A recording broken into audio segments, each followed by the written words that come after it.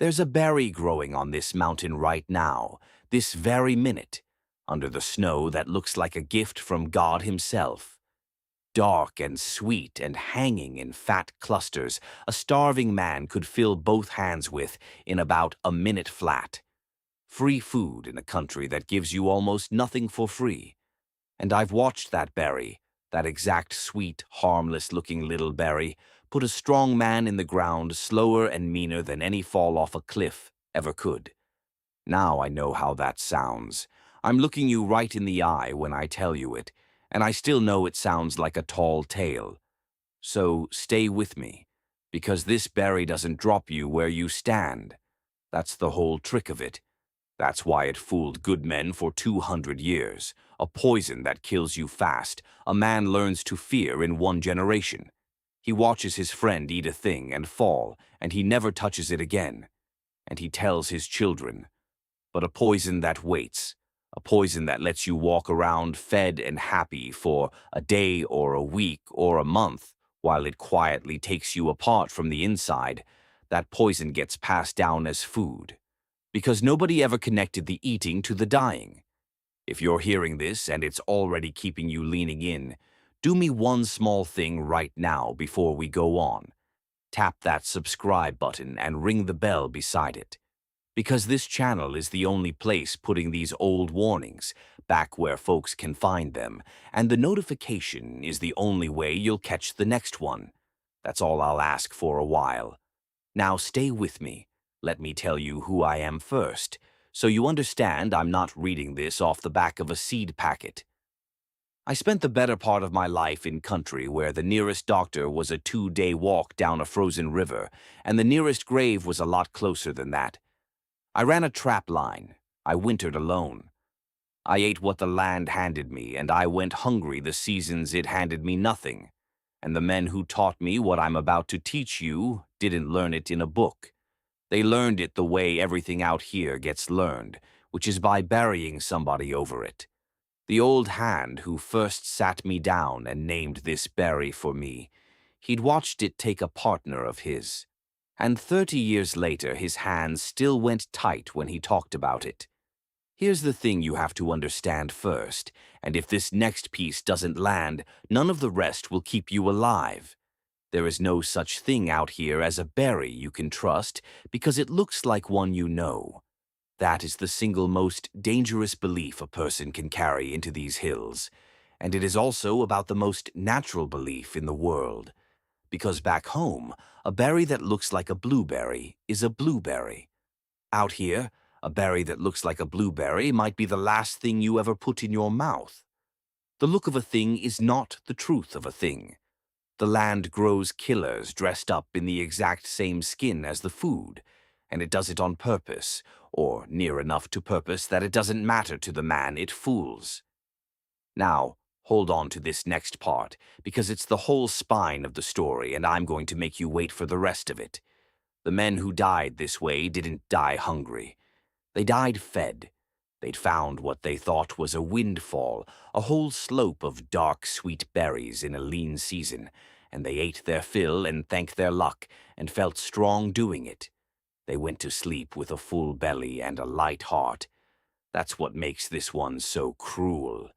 The fuller and happier that man felt, the closer he already was to the edge. I'm going to show you exactly how a well-fed, cheerful man walks himself into a grave, one sweet handful at a time. But not yet. Keep it in the back of your mind because it matters more than anything else I'll say today. First, you have to understand why the sweet ones are the dangerous ones. And it comes down to a trade the plant is making that has nothing to do with you. A berry wants to be eaten. That's how it spreads its seed. So the good ones, the true food, they make themselves sweet and dark and obvious. But some plants took a different road. They learned to make a poison and wrap it in that same sweetness, so the animal eats it once and the plant gets what it wants, and the animal pays later, far enough later that it never learns the lesson. The sweetness is not a promise of safety. The sweetness is the bait on the hook, and the cruelest ones, the ones that killed the most men, are the berries where the poison and the sugar sit in the very same bite. So your tongue tells you one thing while your blood is being handed another. Now here's where nearly everybody goes wrong, so lean in close, because this is the piece that separates the folks who walk home from the folks who don't. Most people believe that if a thing tastes fine and sits fine, and you feel fine an hour after, then it was fine. That your body is a faithful watchman that would sound the alarm the second something was wrong. And out here, that belief is a liar that gets people killed, because this berry gives you no alarm. There's no burning, no bitterness spat out in time, no cramp that doubles you over while there's still a chance to act. It goes down sweet as pie.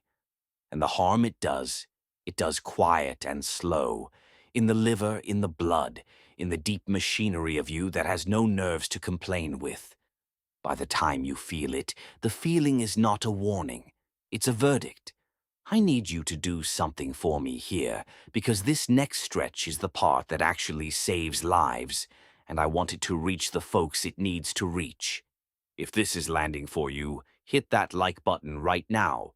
It costs you nothing, and it's the only thing that tells the machine to carry this warning to the next person who's about to make this exact mistake. One tap. Then stay right here with me, because now I show you the how. The way the old hands stayed alive wasn't by memorizing every killer on the mountain. There's too many, and they change from valley to valley.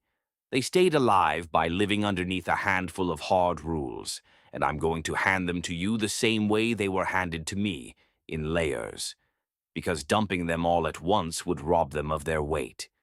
The first rule flips your whole head around. You do not eat a berry because it looks safe. You eat it because you know it, by name, by leaf, by the shape of the whole plant, root to tip.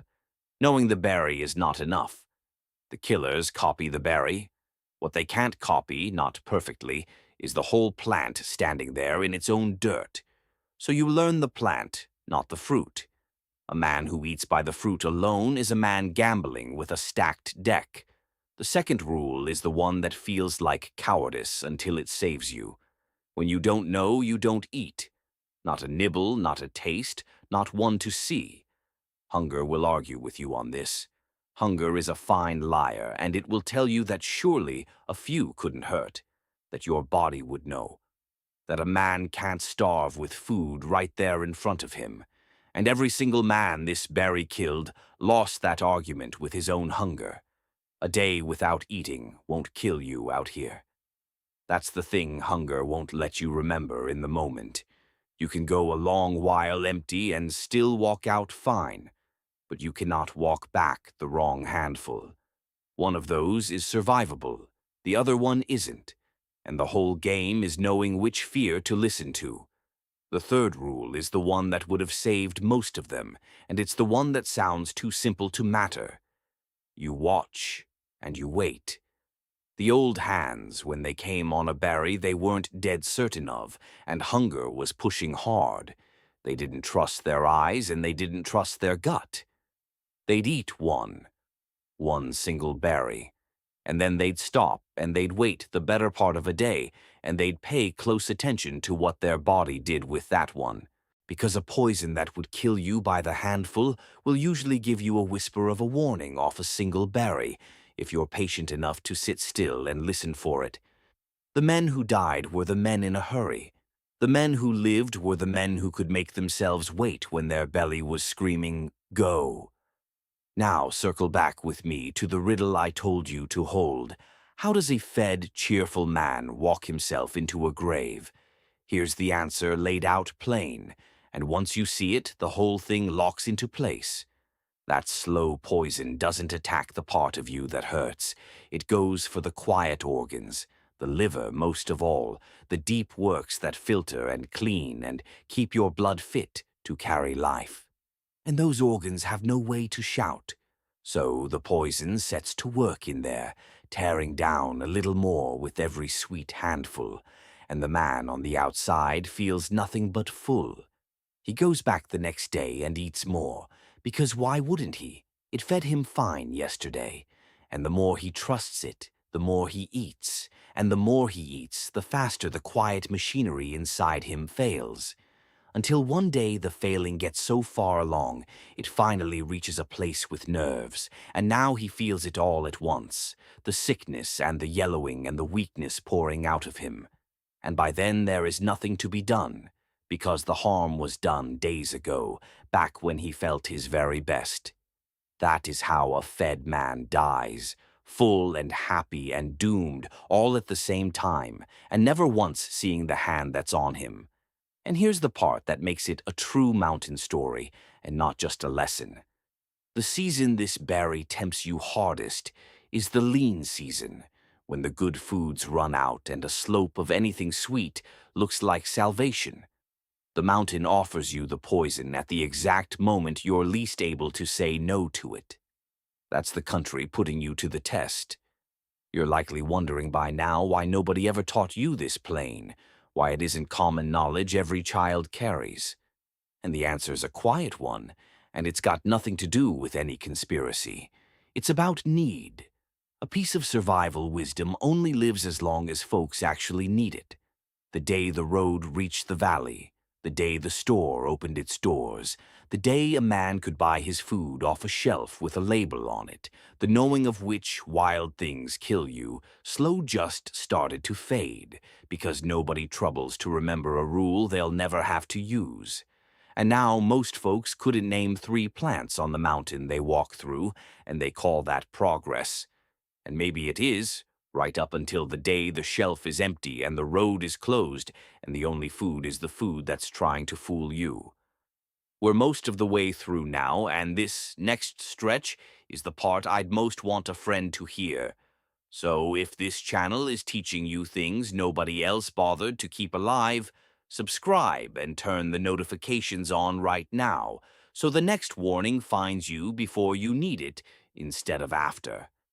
That's the whole point of this place. Now let me be straight with you, the way I'd want a man to be straight with me. I won't dress this up bigger than it is. This probably won't happen to you, because you're not going to be starving on a mountainside this year, picking your dinner out of the brush. Not with a kitchen behind you and a store down the road.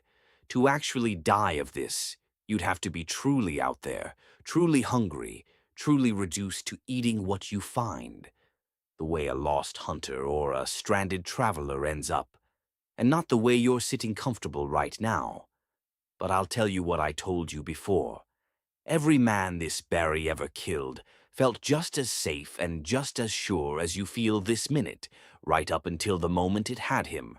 Certainty is the thing that kills out here, more than cold, more than hunger, more than any berry. The mountain never kills the humble man half as fast as it kills the sure one, and the old hands feared their own certainty worse than they feared anything that grew. So here's the whole of it, small enough to carry and free as the snow on the ground. Learn the whole plant, not just the fruit. When you don't know it, you don't eat it, no matter how loud your hunger argues. When you must gamble, gamble on one berry, and then wait and listen. Trust the season is against you when the food runs thin, and fear your own certainty most of all. Do that much, and the mountain can hand you its sweetest, prettiest, most tempting lie, and you'll walk right past it and walk home come spring. The people who settled this country with their 2 hands and a knife knew 1,000 things like this, hard won and handed down and very near lost, and a piece of that knowing nearly went into the ground with them. I won't stand by and watch it go. We're at the end here, so I'll ask you one last time, and I mean it. If this kept you leaning in the whole way through, hit that like button and subscribe before you click off, because it's the only thing that puts the next one in front of you. Then tell me down in the comments, what's the one wild plant your grandparents could name and warn you off of, that the rest of us have plain forgotten? Because I want to hear it. Next time, I'm going to hand you another one that runs dead against everything your senses tell you. An old rule about the water in this high country. The kind where the clearer and colder and prettier that stream looks, the more likely it is to lay a strong man flat for a week. And I'll show you what the old hands watched for instead. Until then, take care of your fire, and don't ever trust a sweet thing to tell you the truth.